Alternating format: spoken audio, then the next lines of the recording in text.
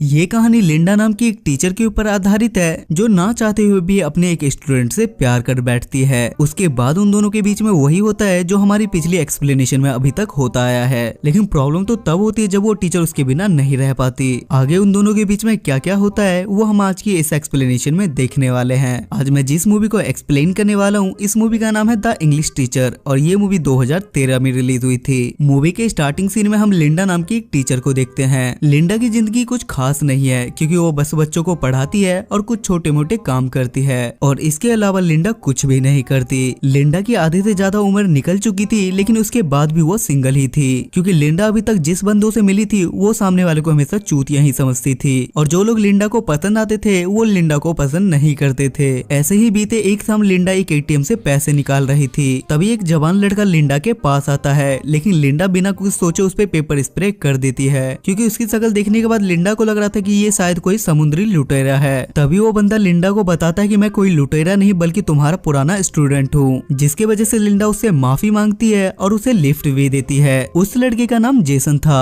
Linda Jason से पूछती है कि तुम पहले एक बहुत अच्छे राइटर थे और अब तुम्हारा वो राइटिंग का काम कैसा चल रहा है, जिसपे जेसन उसे बताता है कि मेरे डैड जबरदस्ती मुझे लॉ की पढ़ाई करवा रहे हैं लेकिन मुझे राइटर बनना है, जिस वजह से मैं वहाँ से भाग आया हूँ। जेसन लिंडा से ये भी कहता है कि हाल ही में मैंने एक प्ले लिखा है, जिसे सुनने के बाद लिंडा काफी खुश हो जाती है, जिसपे लिंडा उससे बोलती है कि मेरे स्कूल में भी प्ले होने वाला है, इसलिए तुम अपना प्ले कल मुझे स्कूल में आके दिखा देना। जिसपे जेसन उसकी बात मान जाता है और अगले दिन क्लास के दौरान वो लिंडा के पास आता है। जेसन लिंडा को अपना प्ले देता है और वहाँ से चला जाता है। उसके बाद लिंडा उस प्ले को बहुत आराम से पढ़ती है और वो प्ले लिंडा को बहुत ज्यादा पसंद आता है और ये प्ले अच्छा है या नहीं ये कंफर्म करने के लिए लिंडा वहाँ के एक कार्ल नाम के टीचर को दिखाती है। वो कार्ल को उस प्ले की स्क्रिप्ट देती है और वो खुद टॉयलेट करने के लिए चली जाती है। कार्ल को वो प्ले पढ़ने के बाद इतना ज्यादा पसंद आता है कि वो लिंडा को बताने के लिए उसके टॉयलेट में चला जाता है, जिसके बाद वो दोनों मिलकर प्रिंसिपल ऑफिस जाते हैं, लेकिन प्रिंसिपल उसे कहती कि ये प्ले हम परफॉर्म नहीं कर सकते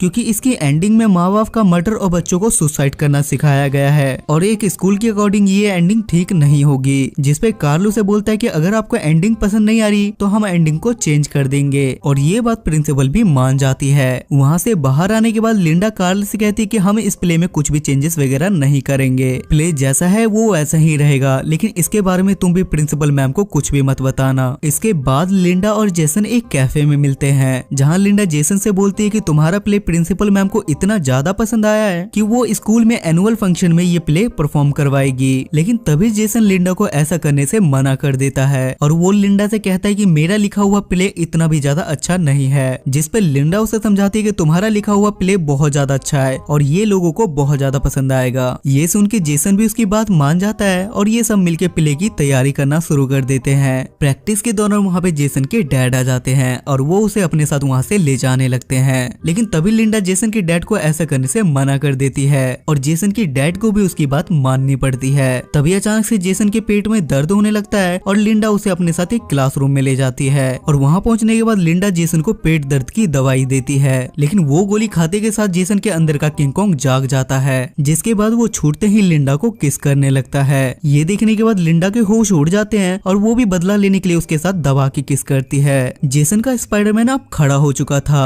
और वो लिंडा को टेबल पे लेटा के उसे वहीं पे घोड़ी बना देता है। अगले दिन लिंडा एक क्लासरूम में एक बुक पढ़ रही थी, तभी उसे रियलाइज होता है कि उसे जेसन के साथ ऐसा नहीं करना चाहिए था, पर कुछ भी हो लेकिन हम व्यूअर्स को पता है कि उन दोनों को मजा बहुत आया था। लिंडा को वहाँ पे ये रियलाइज हो रहा था कि एक तो वो उसका स्टूडेंट था और दूसरी बात वो उससे छोटा भी था। जिसके बाद लिंडा जेसन के पास जाती है और वो उससे बोलती है कि कल हमारे बीच में जो कुछ भी हुआ तुम उसको भूल जाओ क्योंकि मैं तुम्हारी माँ के उम्र की हूँ, और जेसन भी ये बात मान जाता है। अगले दिन हम देखते हैं कि जेसन लिली नाम के लड़के के साथ अपनी पैंट गीली कर रहा था, तभी अचानक से वहाँ पे लिंडा आ जाती है और वो उन दोनों को ऐसे करते हुए देख लेती है। जिसके बाद लिंडा जेसन से बोलती है कि क्यों बे गिरगिट, बदल लिया ना तूने अपना रंग, और लिंडा लिली को भी उस प्ले से निकाल देती है। जिसके बाद जेसन लिंडा के पास जाके उससे बोलता है कि तुम क्या चाहती हो, अगर मैं तुम्हारे साथ घबाघब ना करूं तो किसी के साथ भी ना करूं क्या। जिसपे लिंडा उसे बोलती है कि मेरे बच्चे क्लास इन सब चीजों के लिए नहीं है। जिसपे जेसन उसे अपनी पुरानी बात याद दिलाता है और वो सुन के लिंडा वहाँ से काफी नाराज होकर वहाँ से चली जाती है,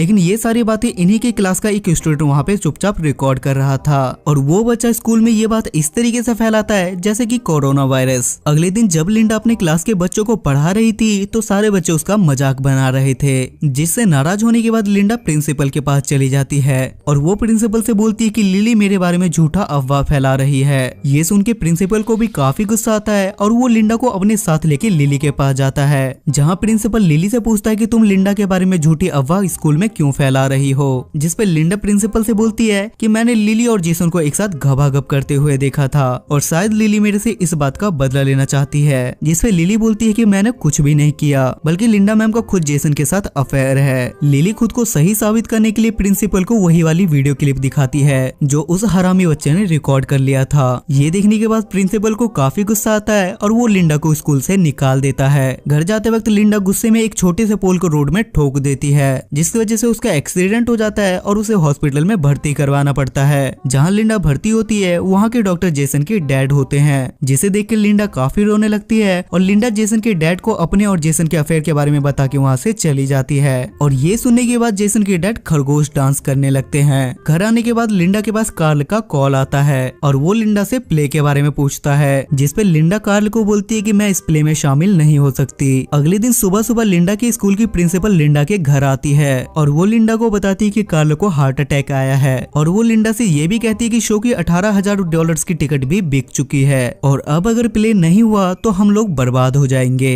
जिसपे लिंडा उससे एंडिंग के बारे में पूछती है, जिसपे प्रिंसिपल उसे कहती है कि एंडिंग चेंज करने का काम तुम्हारे ऊपर डिपेंड करता है। तब लिंडा के पास कोई चारा नहीं था और वो प्रिंसिपल की बात मान लेती है। तभी यहाँ से सीन शिफ्ट होता है और हम उस दिन को देखते हैं जिस दिन प्ले परफॉर्म होने वाला था। उसके बाद वहाँ पे प्ले शुरू होता है और एक परफेक्ट एंडिंग के साथ वो प्ले खत्म भी हो जाता है, जिसके बाद सब लोग उस प्ले की बहुत ज्यादा तारीफें करते हैं। तब जेसन को एहसास होता है कि एक्चुअल में उसकी एंडिंग सही नहीं थी। उसके बाद अगले दिन हम लिंडा को एक बुक स्टोर पे देखते हैं, जहाँ जेसन के डैड पहुँच के लिंडा को लाइन मारने लगते हैं और वो उससे डेट पे चलने के लिए पूछते हैं, पर लिंडा भी उसे हाँ कर देती है। उसके बाद आगे क्या होगा इसके लिए आप खुद समझदार हो और ये मूवी यहाँ खत्म हो जाती है। सो गाइस, इस मूवी में दिमाग की दही और दही का दिमाग बन चुका है। अगर आपको ये एक्सप्लेनेशन पसंद आती है तो मेक श्योर आप मेरे चैनल को सब्सक्राइब करके मुझे सपोर्ट करें। डिस्क्रिप्शन पार्ट में आपको मेरे एक और चैनल का लिंक मिल जाएगा, तो उसे सब्सक्राइब करके उसे भी सपोर्ट करें। और गाइस, इस मूवी की IMDb रेटिंग है 5.8 स्टार्स आउट ऑफ 10 और इसे गूगल यूजर ने 74% लाइक किया है। तो गाइस, नई एक्सप्लेनेशन जल्दी आएगी, तब तक के लिए स्टे सेफ, स्टे हेल्दी।